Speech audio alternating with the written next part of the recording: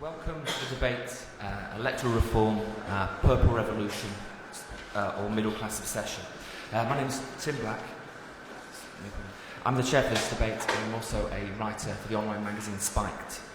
Now, electoral reform does seem to have become an issue again. We saw various commentators and campaigners in the run-up to the UK general election focus their ire less on the parties themselves than on the voting system. We saw the purple-clad suffragette invoking Take Back Parliament protests gain quite a bit of coverage this year.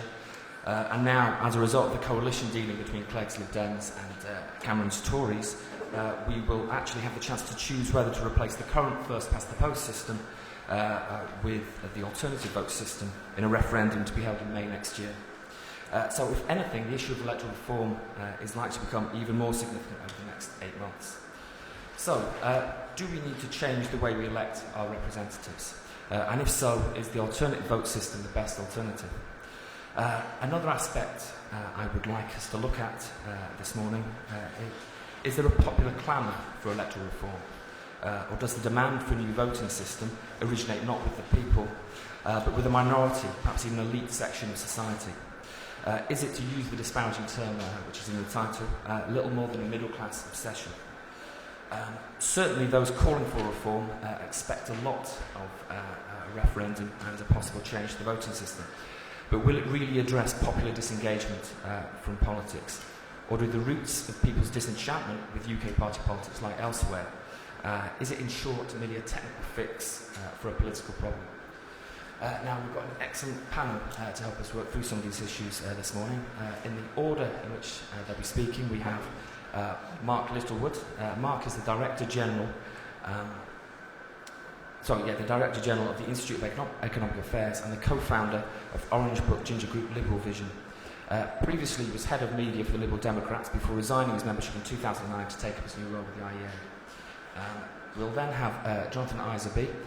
Jonathan is the co-editor of Conservative Home. He is the co-author of Boris v. Ken, How Boris Johnson Won London. He's also a regular fixture on television and radio as a political pundit, commentator and newspaper reviewer. We will then have Anthony Barnett. Anthony is the founder of Open Democracy and co-editor of Our Kingdom. He is a long-standing campaigner for democratic reform and in 2009 was co-director of the Convention on Modern Liberty, which helped to lay the basis for the Coalition's Freedom Bill. And finally, we have Bruno Waterfield, who is the Brussels correspondent for Daily Telegraph and author of No Means No, an analysis of the anti-democratic impulse of EU politics. Mark. Thank you, Tim. I think my initial answer to this question, electoral reform, purple revolution or middle class obsession, is I think the good case can be made that it's both. The two are not obviously in contradiction in my mind, but I take the meaning of the debate to be, is this actually just a few lone reformers, Anthony, for example, who's been campaigning on this issue for many years, I won't say how many, but from Charter 88 onwards, is this just a small clique of commentariat who are interested in changing the electoral system? Or would the impact of a change, specifically to the alternative vote, have more revolutionary and radical effects? And I think that just because there are middle-class people obsessed with the issue does not necessarily mean that the effects would be anything other than revolutionary. The first thing that I think is worth pointing out, and I've always tried to get clear answers to this from supporters of first past the post, and I've yet to hear one, I genuinely would like to hear one, isn't there some substantial indication over recent years or decades that the present electoral system has been strained to its credible limits? Certainly in my lifetime, first past the post has not produced a result in Parliament that you might call utterly outrageous. I mean, there has never been a situation in which a party has got 10% more of the vote but has lost the overall general election. By and large, the party with the most votes has formed the government, the second most votes the opposition, and the third most votes has sat under the gangway. But I think that the moral integrity of the system has been strained to the limits by changes in voting behaviour, by choices made by the electorate. Back in the elections immediately following 1945, you would typically see about 97% of the overall popular vote going to either the Labour Party or the Conservative Party. That's now down to, I think at the last general election, 65% of the overall vote. Is there some sort of number at which we say it is simply not credible to form a majority government with X% of the vote? I don't think there's an easy cut-off point there, but and we do actually have a government that to some degree reflects a majority vote at the moment, thanks to the coalition. But in 2005, Tony Blair's Labour Party forming a substantial majority government, 60 seats or so, with nearly 36% of the overall vote, I think strains the credibility of first past the post to the limit. That's as a result of practical voter behaviour. Now, what would the alternative vote do to change that? It is, to some considerable degree, a technical change. It is not the full-blown electoral reform that many campaigners would have wanted to see. I think there will be some confusion amongst the electorate about why a referendum is being held on a relatively technical matter. However, and I don't think the Yes campaign should really insist that this is the moral equivalent of giving women the vote or the emancipation of Catholics. I don't think it is. But it's a technical change that I think could have extremely substantial impacts, not just on rendering the outcome of an election procedurally fairer, but on the way that we do politics. I do think the system is pretty fair and simple. I know that there will be arguments that this is unbelievably complicated and goes well beyond the wit of the average electorate to actually understand what they're supposed to do on the ballot paper. I reject that. It's a pretty simple means of voting, and it's a relatively simple means of working out how your votes will be cast and counted. And it seems to me it does produce a fairer result. If it is true that in Little Blogshire South, the electorate, by and large, would prefer Mr Jones to Mr Smith, it surely is inappropriate that Mr Smith is the MP. If you actually have a majority, when you count everybody's preferences right the way through, who would have preferred one of the other candidates on the ballot paper, the alternative vote mechanism will ensure that happens.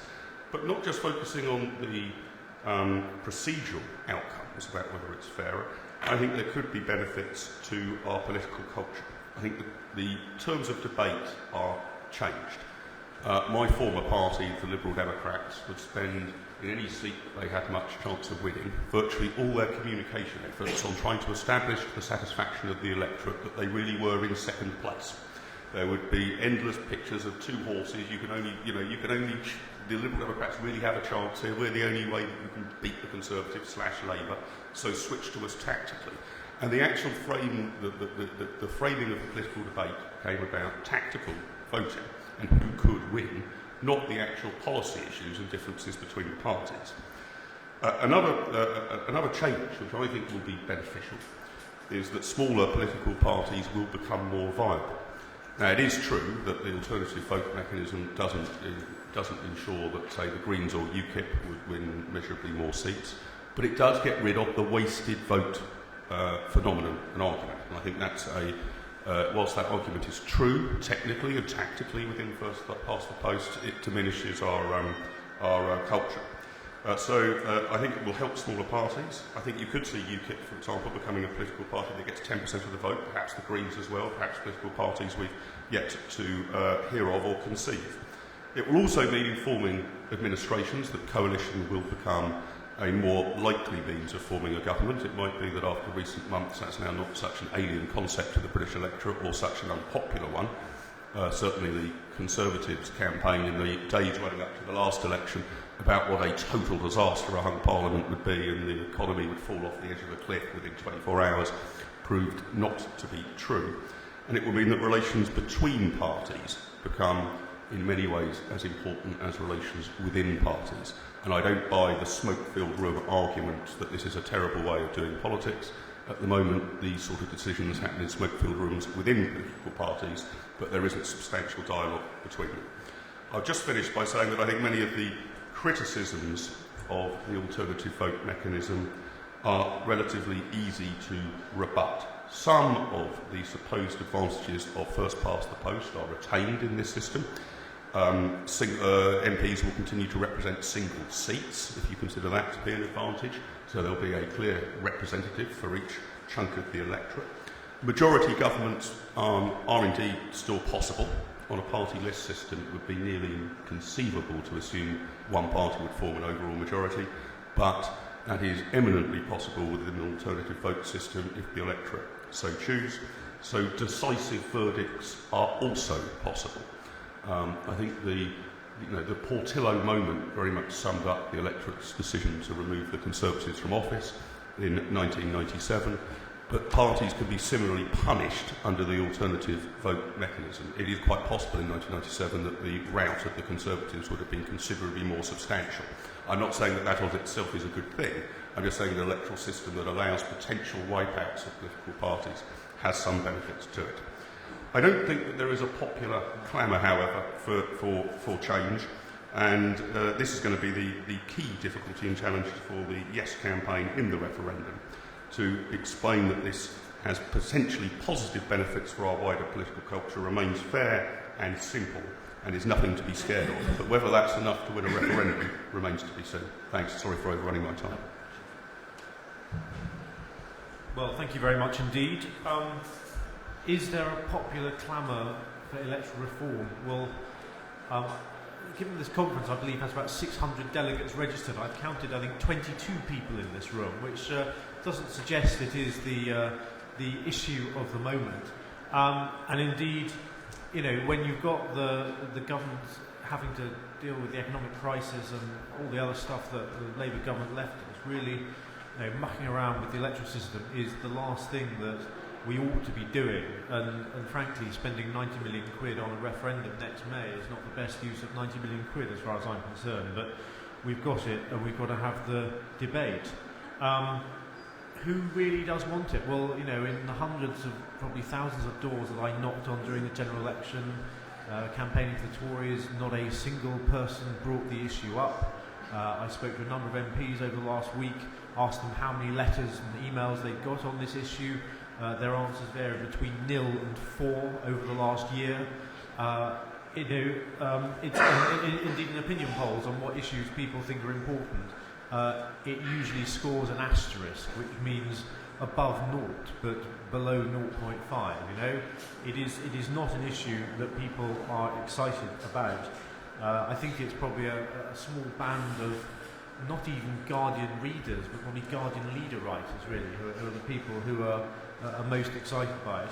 And it's not something which there is this clamour for. I simply don't believe it. And of course, in terms of alternative vote, which is what is now on the table, not even the Liberal Democrats want it. This is something that they out and out opposed until 6 months ago. Nick Clegg described it as a miserable little compromise. Chris Huhne, the Energy Secretary, explained it's not a proportional system and it does not give voters real power over the party and the person elected an MP.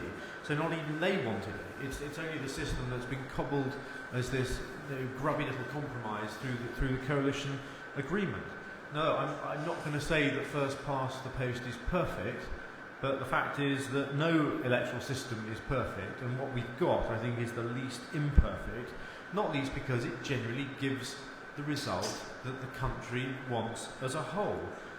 Usually it's given us a majority government, and it's been clear that the public want a particular party to run over all the country, and then very occasionally you've got a hung parliament. I think it's probably fair to say that the mood of the country in May was that they wanted to throw out Labour, but they weren't entirely convinced of David Cameron's credentials to lead a majority government. So, you know, it worked out that we got the hung parliament that we did.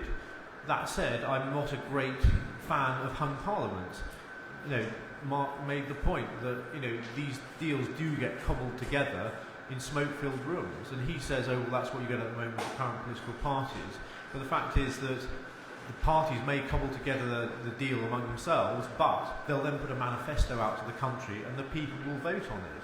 What you saw after the election we had this year were these negotiations behind closed doors, a kind of Dutch auction of manifesto promises between these two parties, in order that you came out with an agenda, a programme that absolutely no one had voted for in its entirety. It's a system, therefore, which the AB system most of the time is going to probably result in hung parliaments, which means that after every election, you're more than likely to get this situation of deals being done behind closed doors, putting more power in the hands of politicians, which is surely the exact opposite of what we should be doing. And you saw the thing happening, obviously, in Australia as well this year, when literally you had 17 days of wrangling, where you had 3 independent MPs, with about 100,000 votes between them, holding the 2 main parties to ransom over particular issues in their own constituencies. Not a way to do things. That said, there will be occasions, again Mark alluded to this, where AV actually accentuates difficulties for one party, and would, in 1997, certainly the model is, it would have given Labour a majority of about 240 in the House of Commons. So most of the time I think we're going to get a hung parliament, but then occasionally if there's a peak for one party in particular over and above the average, it actually accentuates the difference even more. And the Jenkins Commission itself pointed this out, and that's one of the reasons that the Jenkins Commission, which again spent however much public money looking at the electoral system back in '98, said that AV was not a system that we should adopt. You end up, I mean, people talk about fairness and what's fair. The system being proposed is one where basically someone gets elected on the 2nd, 3rd, 4th votes of certain individuals, when some people have only got 1 vote. Ed Miliband only got elected because the 4th preference votes from Diane Abbott. You get a system where the outcome in seats potentially is decided by the redistribution of votes from BNP voters. I as a Conservative voter, in most seats where the Conservatives are going to come near the top, I'm only going to get 1 vote, but the BNP generally coming near the bottom of the ballot paper, BNP voters get extra votes. Is that fair? I don't think so. What's true is that there is a need for some changes to the way we do politics in this country, and certainly one of the arguments which the proponents of changing the system say is too many people have got safe seats, and I accept that there's an issue there, but the way to deal with that, in my view, would be to go down the road of having far more open primaries for selection of candidates and having reselections every parliament for those candidates, so that they have to be accountable to their wider electorates. And indeed, the idea of recall votes, which the government are intending bringing in, whereby if a parliamentarian is found guilty of a misdemeanour, then the electorate have the opportunity to say, right, that's it, we want to recall you and elect someone else in your place. I think that would bring that level of accountability in, which is incredibly important. A couple of other quick points in reply to Mark. He talked about small parties being more viable under an AV system. I mean, that's simply not the case in Australia, where the Greens for years have been getting kind of 10 or 11% of the vote, and they finally got 1 person elected this year, whereas the Greens in this country have also got 1 seat, but that was on the back of a national vote of kind of 1 or 2% of the vote. And similarly, the Welsh nationalists, they only got 3 seats in Parliament, none of which is held with 50% plus of the vote. And all the evidence is that actually they probably end up losing a representation in the House of Commons because they wouldn't be able to get the broad more than 50% in the constituency. So I don't think that's true. And the other point he said was about whether the current system strains credibility in terms of percentage of the vote that the winning party gets. Well, if that's the case, can I assume, Mark, that you would take the view that there should be a threshold in terms of the referendum? Because if you're saying that someone should get a certain proportion of the vote in order to win, then there's potential here. If you had a turnout of 40% in this referendum and it was a 50-50 vote, 51-49 vote and a 40% turnout, you're potentially going to change the system with 20% of the public voting for it, which is less than any parliamentarian ever won. And I think that would be incredible. Thank you, yes. I want to try to address the central issue which we've been asked by our chairman to look at. In a way, the question of elitism, the question of our democracy, and the question of the disengagement, the larger political crisis, which became, in 2009, a crisis of legitimacy in the political system. And our chairman asked whether this was in a way a fix, this referendum, a technical fix to what is a profound political problem, to which the answer is yes. It is but the people who are trying to put through this technical fix were those who agreed to this compromise referendum. And the question that we face is, what do we do in the face of it? And my answer to that is to look at the fact that this is a referendum. This is a chance for us to decide our electoral system and a chance for us to throw out the status quo. And that's what really matters about this. And that will start and reinforce the process of deepening that political crisis in a democratic direction towards a greater democratic outcome. And here I agree with one thing very strongly with what Jonathan said, that there should be open primaries, that there is a much more profound reforms are needed as part to address the democratic crisis, long, deep democratic crisis which this country is facing. And part of this, I think, is the issue of does first past the post deliver the kind of election results that we want, broadly speaking, which I think Jonathan was saying it does. Now let me just take the point which the first speaker made, I thought, and try and build on it. Tony Blair may have thought that he was chosen by God to lead us. But in 2005 he was not chosen by the British people. Just over 35%, over a third of the electorate voted for him after 8 years of living off a world boom and with Michael Howard as the leader of the opposition. And in no other European country would he then have been given a complete mandate. He appeared, I remember watching him after he had gone through the appalling process of having to sort of, talk to people on the street and being shouted at and being kept away from the public. And he appears on Downing Street, and he did have this aura of I am the chosen one. He was chosen by a rotten electoral system, a dishonest electoral system, which is one of the underpinnings of a profoundly dishonest and elitist political system. And where I would rebut the implications of what our chairman is saying and what the presentation of the paper are doing is not those who advocate the reform of the electoral system, who are the snotty little elitists trying to put through political correctness against an indifferent population. We have a very profoundly elitist political system. It is based on consent. Since our Civil War, it has been based on all the engineering of consent, which they dreamt up long before the advertising industry was thought of. But it's also based on the principle of keeping the hands of the unwashed as far away from the levers of power as possible. And because of this, the expenses crisis, and because before that of the bankers crisis, which underlaid, there was a hung parliament, and in the negotiations that emerged, it was clear there had to be a referendum about something. There had to be some, the current Prime Minister was saying there must be power to the people.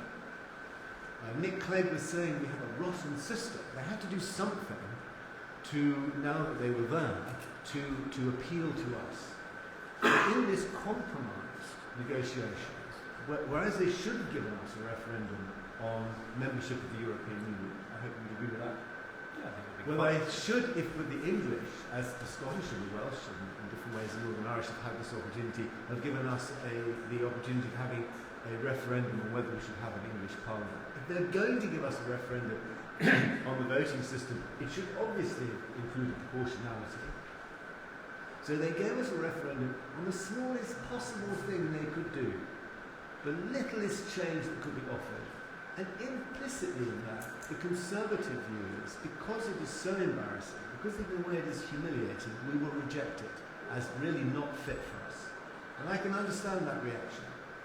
But my view is we should take this opportunity, and we should try to persuade the British people to take this opportunity, to say we like referendums, we want to change the system, this isn't enough, but this is the start. So the way I see it is that there is if you like, an elite alliance, an unholy alliance, against a yes vote in the referendum.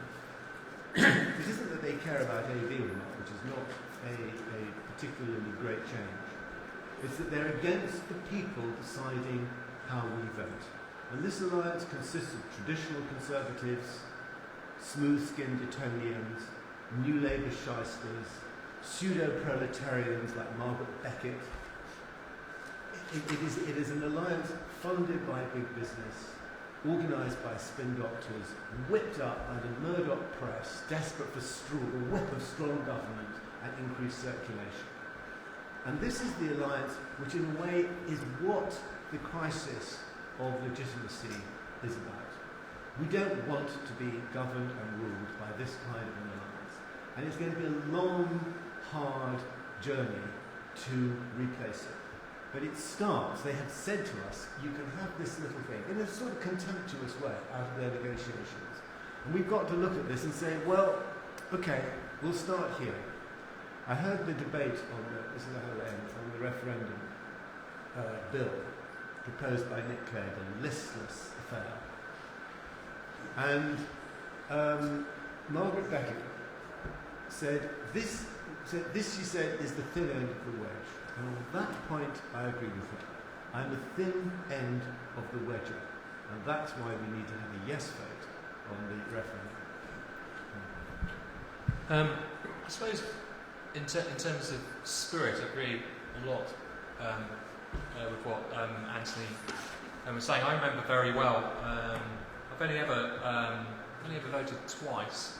First time I voted was when I first had the vote, it was in 1983, and I voted for the Labour Party, and the Labour Party lost. But Margaret Thatcher didn't really win either, in terms of having a majority of all the votes cast.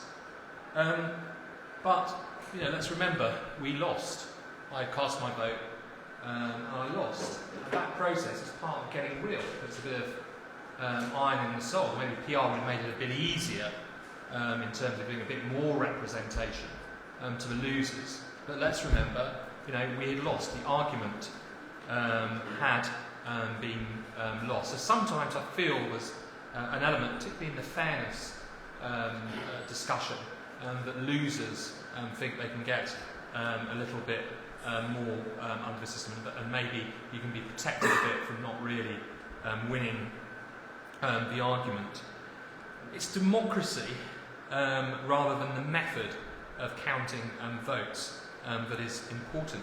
People feel that the institutions of government, the institutions of public authority are unrepresentative because the political parties, the bureaucracy, is out of step with the desires and ambitions of people. And in fact, politicians, when the cameras are off and they think the mics are off, have been very clear what they think of voters. Bigots, is what Gordon Brown said. That's how they think of us.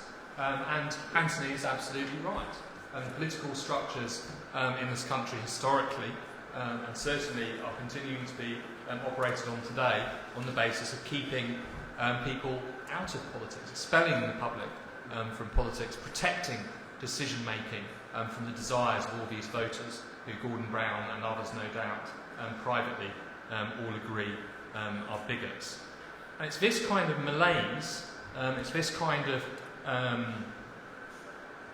widespread culture that people feel that the institutions of public authority do not represent them. In fact, if we look around and we hear lots of examples at this conference, institutions of public authority are becoming much more and more arbitrary in the way in which they treat people. This situation, just like losing the election in 1983, won't be corrected or even ameliorated with new rules, because its roots are in the nature, the constitutive character of politics itself. And it is very, very telling, as everyone seems to have noted, that this new proposal has emerged out of a coalition government.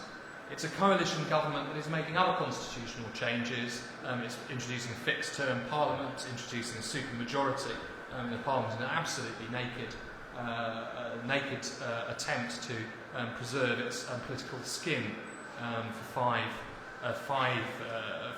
years. So I think we have to be very, very suspicious of the motives, as Anthony has already explained, of people who want these fixes for what are real political schisms and antagonisms in society. I'm afraid, though, that I'm going to depart from agreeing with Anthony by saying that people who want AV, and those very, very few people who are excited by it and by the referendum, are really being dishonest. I think Jonathan is right, they're being dishonest because really they want PR. PR is the right system. If you're going to change anything, then have PR. Of course, there is no popular demand for change. There's all kinds of problems with first past the post system, but it's actually not the issue that people identify when they express discontent with the unrepresentative character of the institutions of public authority. I don't believe that a campaign that is promoting eagerly something that you don't really believe in is not going to renew politics. It will rightly be seen by people as being part of a whole game of deceit and contempt that politicians currently have with voters. I actually think that tinkering with the voting system in its current period will actually make things worse or broaden that gulf between voters and the institutions of public authority. What we need to talk about isn't how we count votes, but how we reconstitute politics. Right, because we haven't got much time, I'm going to ask the audience if they have any questions. Okay, this gentleman here, that lady there.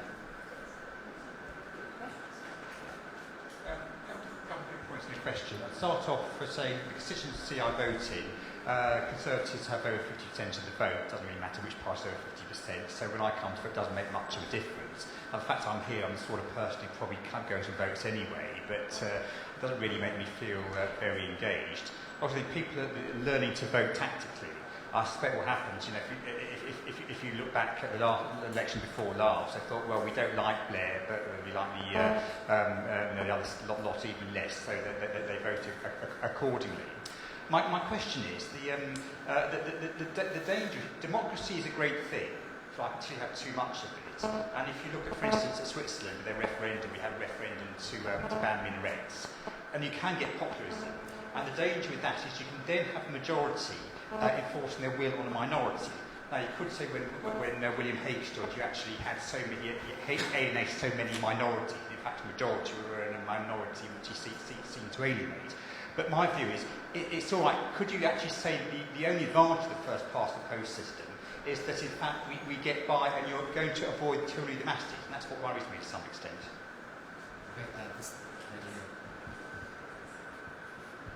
Thank you very much. I'm sorry I came in a little bit late. Did anyone say anything about Scotland and Wales? No. Not a word. That's revealing.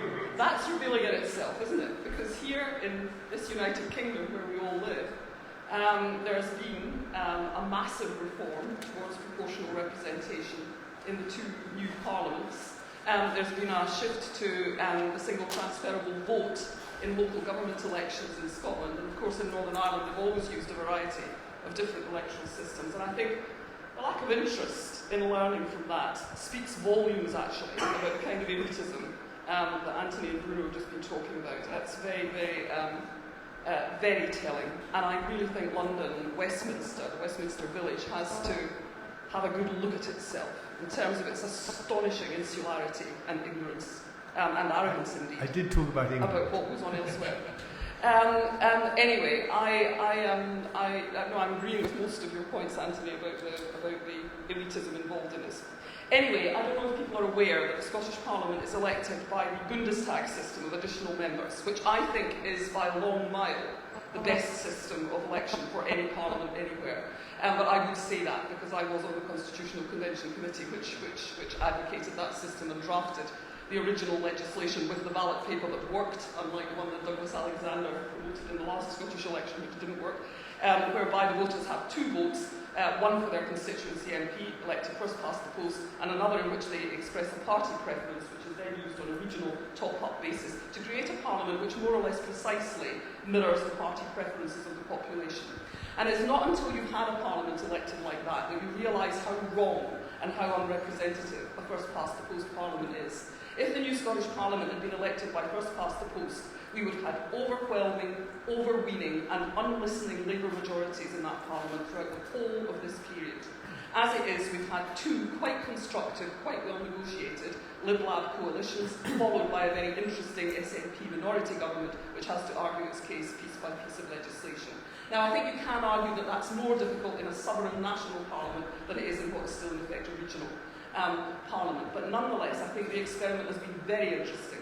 And despite the fact that a lot of people, a lot of the kind of, the sort of Murdocky edges, I mean, if Rupert Murdoch cared what happened in Scotland, we wouldn't have that system. At the sort of Murdocky edges of commentariat, there's a lot of whining about the power of parties to order the lists and so on. But I think at the core, the support of the sort of average voter for this system is very solid. They like having that second vote, as they call it, so second vote really, on a party preference, and they like the parliament that emerges. They feel it really represents the balance of opinion. And, really, in the light of that kind of development, the Westminster... We need to get some more questions. More and more indefensible. Yeah, okay, but this is something about which people should know and think. Okay, quick show of hands. The gentleman behind that lady, and after that, this gentleman. Well, if MS in Scotland is such a good system, how come the voter turnout in devolved elections is lower than Westminster general elections on the FPTP? So, hold on, let me speak. You just shut down. So when you say the average voter in Scotland loves it, they obviously don't. So that's the first point. But Bruno, the points that you made, I would have agreed with them 5 years ago and 10 years ago, and I've heard them before, and I've heard you say them. And you're absolutely right that we have to tackle a broader, profound political problem, right? There's a democratic deficit, people are disengaged with politics, fair enough. But my question to you, Bruno, is this. In principle, are you for the idea that we should have an electoral system which roughly ends up in proportionality in terms of votes to seats? Because there comes a time when you can't shirk that question. Obviously, I just want to talk about the profound political problem. Let's talk about that. When you have a situation where, for example, a Liberal Democrat to get elected equates to about 92,000 votes compared to a Labour candidate who equates to, about 28,000, so on. All these distortions, all these problems. And it is the case that across every constituency in Britain, there's lots of young people who don't bother voting because you think their votes are wasted, they don't think their Green candidate's going to get it, etc. Now, I'm not saying that that's going to solve all the problems of the world, but surely, on a point of principle, one has to support a system which is a little bit more proportionate in terms of votes to seats. Okay, and this gentleman here. Given that voter turnout is currently quite low, it's a very simple system, first past the post, do you not think that the AD system is substantially more complex would lead to a further decrease in the voter turnout? And in that case, the parties may be elected with an even smaller percentage of voter turnout in the population. Right, could the panelists come back very briefly to one of the points that's just been made?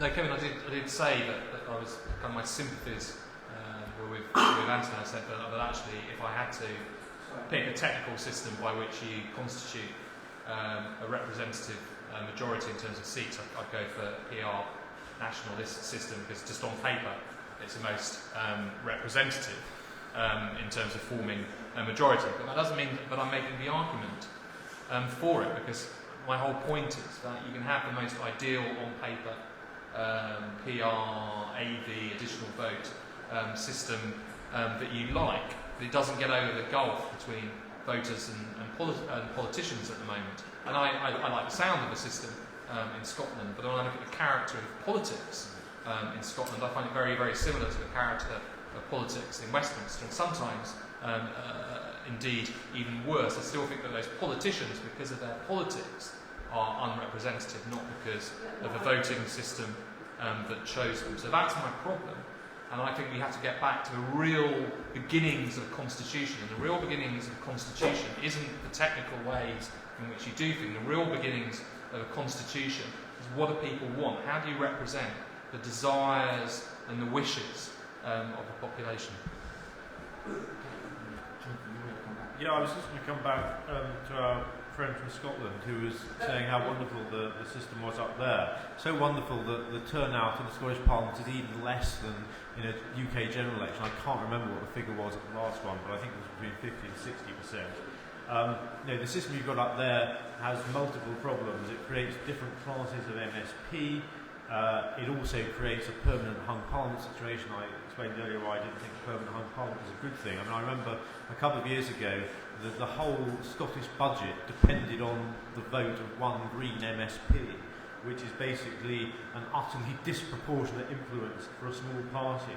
And in answer to the Ulsterman who asked the question about direct proportionality, I do not believe that we should have absolute direct proportionality to seats to vote, because yes, the current system may be distorted, but I think you get an even greater distortion in that system because, say, like that example up in Scotland, you get massive power in the hands of several very small individuals with very little mandate at all, like the Green MSP, or in Australia, the independent from the outback somewhere. Yes? Yeah. The thing about the argument, Jonathan's argument in favour of the status quo is that these systems all give powers to small numbers of people. Well, the current system gives all power to one Prime Minister and his spin doctor. We have the most elitist political system of any democracy. At the moment, it will make it more complicated. It opens it out. That's the first point. Secondly, I can say the point about Bruno saying that it's dishonest to advocate an AV outcome of this referendum if you're for PR. Well, I don't think I have been dishonest about it. I think I've been quite honest about my fact that I see this as the beginning of a process. It's not the system I would prefer. But do you accept Jenkins said that this is an even more disproportionate system? It can be more disproportionate. But the point is there's less fixed seats, less safe seats. It's a clearer majoritarian system. And if I can take the point the gentleman there asked about being more complicated, when people go shopping, they deal in a preferential world. We make choices. What this system suggests to us is you put your candidates in order of preference, if you wish to. If you only wish to vote for one, that's fine. If you wish to vote for 1, 2, 3, that's my order of preference, that's what you do. This is a real life situation. It's closer to people's realities than, oh my God, the product's not in the shop, I must leave the shop altogether. So I think and the point is it produces, the thing about the negotiations, and we can see this with the coalition in fact, is it's closer to real life. We don't have a two-party country, and therefore our current electoral system generates staggeringly dishonest disproportions. And we've got to start doing something about it. Now I regret that the only choice we have is what the coalition in its wisdom has offered us, but I'm saying because it's a referendum, we the people can start to take a grip on our own way we are governed, and that we should do, and then we can take it further. But don't you make the point brilliantly that the coalition has brought up something that nobody wants, and that's what we're going to get forevermore with the system that you want to introduce?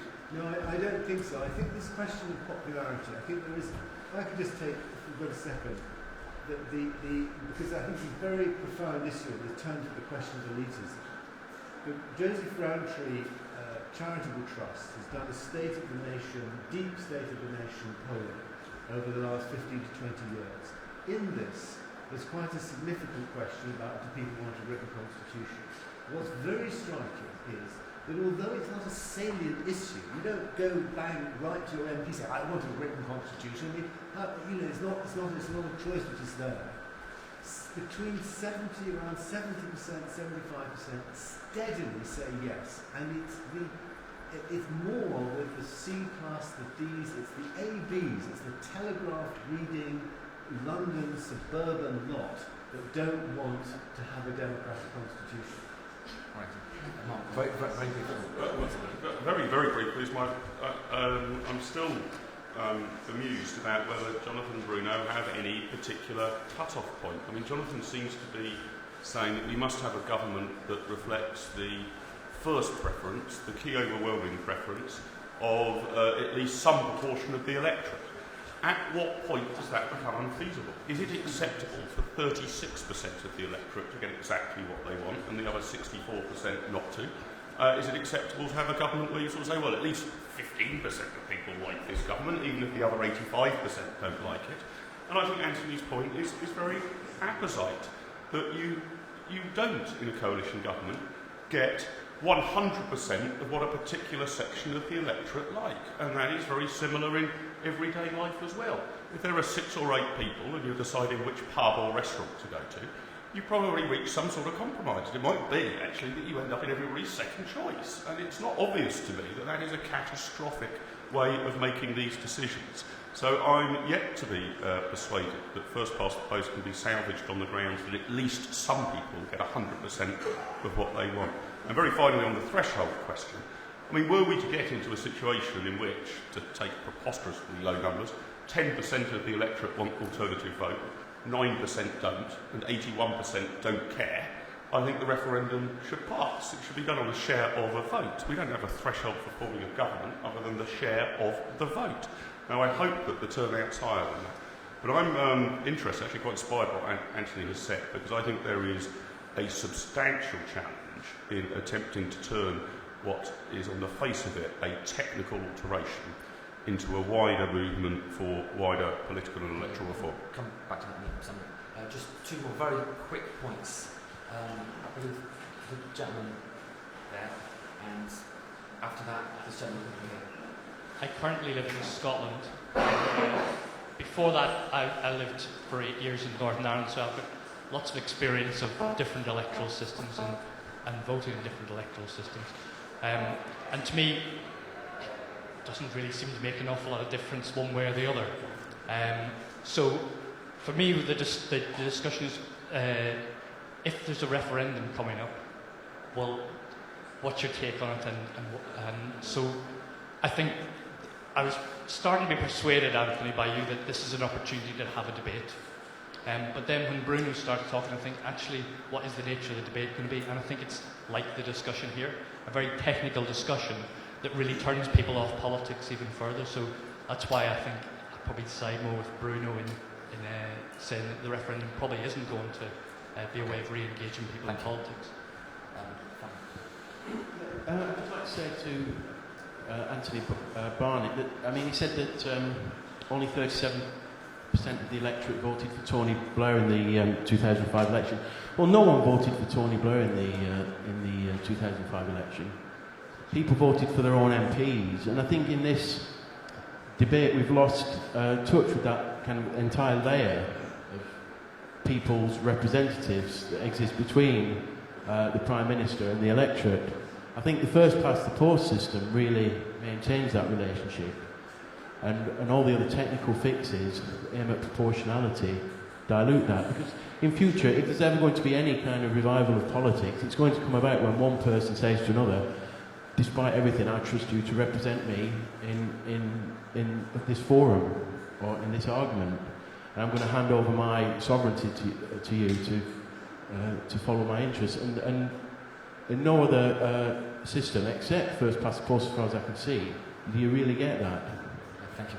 Okay, our panelists are going to sum up in some of their points in exactly 1 minute each, so we have to change rooms. Anthony? To take the point of the gentleman just there, both STV and the German-Scottish system have constituency-based MPs to whom people vote, for whom people choose.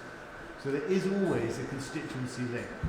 Secondly, I think that what this constituency link is now turning MPs into social workers and who are dealing with problems, you know, important problems which should be dealt with by proper local government and regional government. And it's not the case that overwhelmingly, when people vote, they will tend to vote by the party rather than the name of their person. So I think you're exaggerating this holy linkage. And if I just want to make the point about the national question, I think it's a very, very powerful one. I agree entirely that one of the problems we've got is a Westminster system which can't deal with England, which is why I raised it, and which doesn't accept. There is a Welsh referendum taking place on the same day in May, and this is planned. And I think that showing a respect for the multinational process that we're looking at is, rather than sort of sneering at the Scottish Parliament from afar, is what is called for. Okay, thank you, Anthony. Well, very quickly, just to repeat what I said before, I think the system that we've got is one that generally delivers the result that overall in the country the population as a whole are happy with. It does. Most of the time, you are able to kick out the government if you want to kick it out, and occasionally it will deliver a hung parliament. Well, the system that is being proposed is one which would more often than not return a hung parliament, which gives far more power to politicians, not people. There are far more useful reforms that could be brought in, like recall votes, like open primaries on a regular basis, in order to hand more power to people. And to repeat the point earlier, I said this is not a system, it's not a debate which even interests the vast majority of people in this country. For the purpose of the camera, there are now less than 20 people in the room. This is not something that we should be spending our time doing, but we've got the vote, let's have the vote, let's vote against it, put it to the backwater, and get on with running the country. Thank you, Jonathan. We have to, there'll be a new session in this room in about 3 minutes, so... Well, to pick up Jonathan's point and the point that the gentleman made at the back, look, I'm not saying that there's a pure mathematical way of measuring this, but is Jonathan really saying that we can derive from the 2005 general election result that it was the settled will of the British people that they wished Tony Blair's Labour Party to be re-elected with a very substantial majority of 60 plus, enabling them to do pretty much whatever Blair wanted, when that party only received 36% of the vote? I can't see how you can derive from that that was clearly the overwhelmingly settled will of the British electorate in May 2005. Actually, in the situation that we've got at the moment, whereas it is true to say that nobody voted for a Liberal-Conservative coalition, such an option was not directly on the ballot paper, I think it is easier to say that to some degree, and Jonathan actually admitted it in his opening remarks, that a Conservative Liberal Democrat coalition does reflect probably more or less the settled will of a majority of people. And very finally, the point that was made about, isn't this a very technical discussion? It is, and I think that you'll probably find in opinion polls people are more sort of concerned about honesty in politics, or sort of changing the way politics happens, or how distant politicians are. But you can actually only make technical changes. We can't have a referendum on do you want our politicians to be more honest. They're totally pointless. We can only have a technical debate, and I think it will actually be a test, although this is a limited change, it isn't a radical constitution overall, about whether we have the maturity in this country to discuss what are technical matters, but potentially with far-reaching consequences. Thank you, Martin. Bruno wasn't upset, he just had to go and speak at another session. All that's left for me to say is thank you for contributing.